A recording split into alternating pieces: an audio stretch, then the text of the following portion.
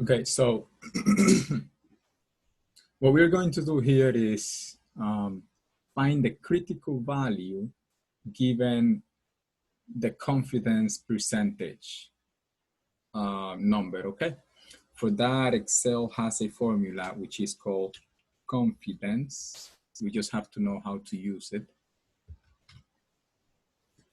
Okay, confidence.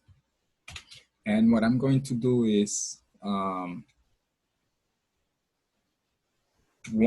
minus the confidence percentage, which in this case is this cell divided by 100. And because my data is standardized, my standard deviation is 1. And for the size of the population, I'm not going to explain why, but just put 1 here. Okay. And there it is, 1.64. Okay, so here I'm going to do the same thing, just that I'm going to have it round, okay? This rounded to 2 decimal places. Let's do it.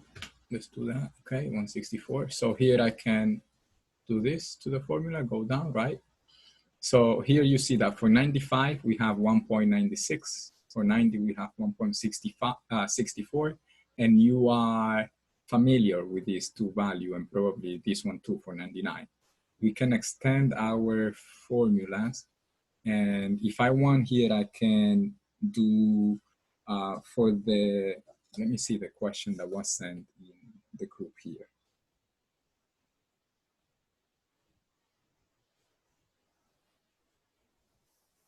It was for,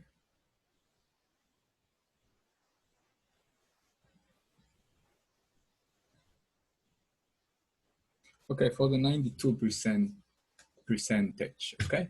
So for the 92, we have 1.75.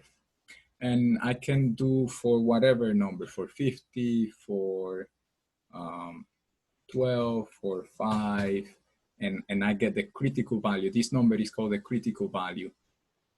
Okay, so that's it for this video. Good, first short video.